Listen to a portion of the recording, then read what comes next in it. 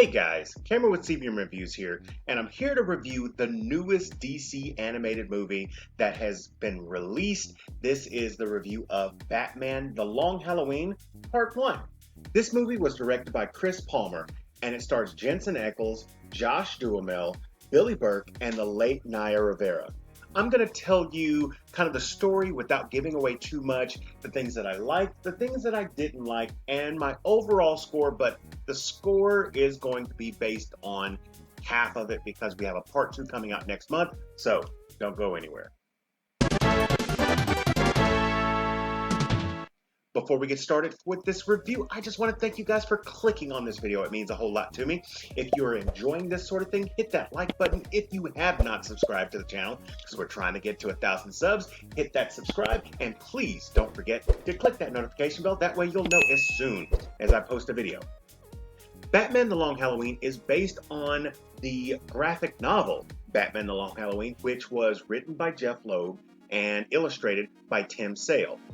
This explores Batman going through Gotham and trying to find a murderer who is striking seemingly only on holidays. He pairs up with Commissioner Gordon and, at the time, District Attorney Harvey Dent to try to figure out who is gunning after the local mobster Carmine Falcone.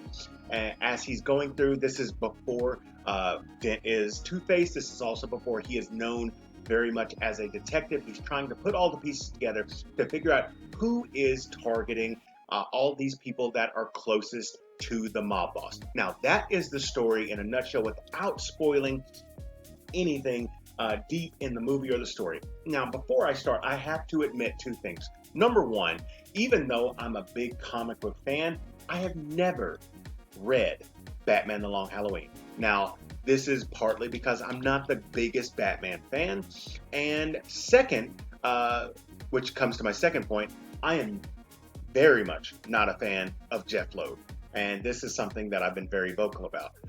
His writing style leaves a lot, for me, to be desired. A lot of times whenever he's writing different projects, what he'll do is throw in a bunch of bad guys, like a different bad guy every single issue, and to me, that feels unfocused. You don't really get a sense to get to know a great bad guy. Like, he takes all these bad guys that have been established and just plays with them like they're toys in a bathtub, instead of taking one great bad guy and elevating that bad guy to a new level. He did this with this story because we see various bad guys that we really don't get a chance to explore. We've seen that in other things that he's written, like Batman Hush, like The Ultimates Volume 3, like Superman, Batman, Public Enemies. He does this all the time, which is why I'm not a big fan of the things that he writes. And it doesn't help that I'm not the greatest fan of Tim Sale's artwork either, even though this is slightly influenced by that artwork. It's not heavily influenced on it. Speaking of the artwork, it definitely has the same feel as the latest animated things that DC has released, like Superman, Man of Tomorrow, as well as Justice League, no, I'm sorry, not Justice League, Justice Society World War II.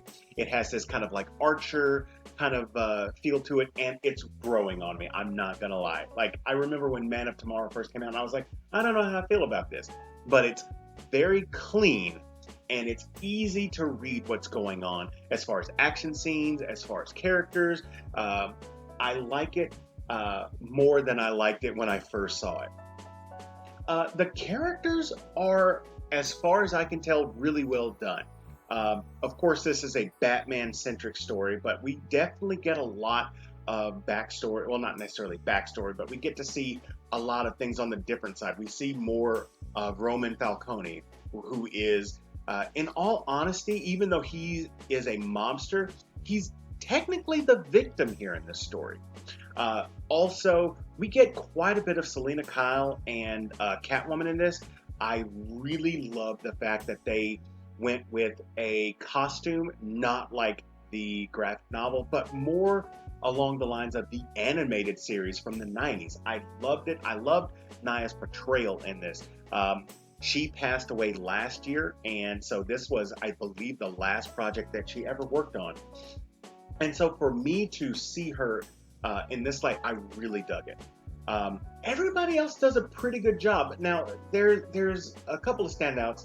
Harvey Dent seems torn, and I really enjoy seeing the stories where Harvey Dent is pre-Two-Face, because there's definitely something um, that we learn about the character before he becomes the villain. We get to see the seeds that are planted before he gets there. Also, we get to see quite a bit of Captain Gordon. This is before he's commissioner, and how he is definitely married to the job, and how some aspects of his life suffer because he's so dedicated to it. We don't get to see it too deeply, but we see it enough to where you really get to appreciate how good of a man he really is. There are other characters in this movie as well. I would say it's more of a cameo by Calendar Man. I really want to know more about this character. And then, of course, it's really difficult to have a Batman story without having the Joker. This is one that is played by Troy Baker. So this is a Joker that has plenty of experience with playing the character. I really dug the character model of the Joker. All of the animated faces that he would make, the slender build, it really looked creepy. I dug this Joker, even though the Joker's not my favorite villain. It was a great outing. Now, as far as things that I didn't like, there aren't a whole lot, but there's one that does hit me strong, and that's the pacing. As I said before, this is talking about murders that happen on holidays, and time passes on this. While this story is being told, time passes from holiday to holiday, and there are times where you don't know you've gotten to the next holiday until you're well into it. And so it would have been nice for them to let us know when time has passed as far as a storytelling aspect to it.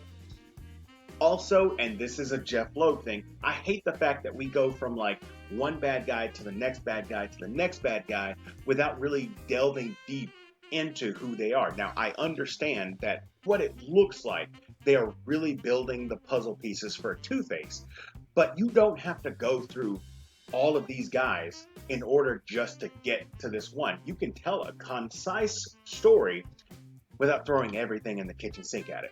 But that's, like I said, a personal preference. Overall, it's a good movie. I am really looking forward to part two. I just hope that the storytelling doesn't suffer based on a conglomerate of people in there. And if you do decide to watch this, don't turn it off when the credits start rolling. There is a very important after credits sequence to be had. So overall, if I have to give this a score, even though this is just part one of a two-part story, I'm going to give it a solid 75. Now, it could go higher, definitely, based on what part two has to offer, but based on the gripes that I have with the storytelling and the pacing, which isn't a horrible thing, but I'd like to know when we get to November, and then I'd like to know when we get to December, and so on and so forth. But the characters are really well done. I really like the art telling. None of the voice acting throws me off. It definitely was a fun time. I am definitely looking forward to part two. But that is my opinion on it. Let me know what you guys thought about this movie in the comment section down below. If you enjoyed this video, hit that like button. If you're new here, subscribe to the channel and share this with your friends. As always, this is Cameron with CBM Reviews. We'll see you next time.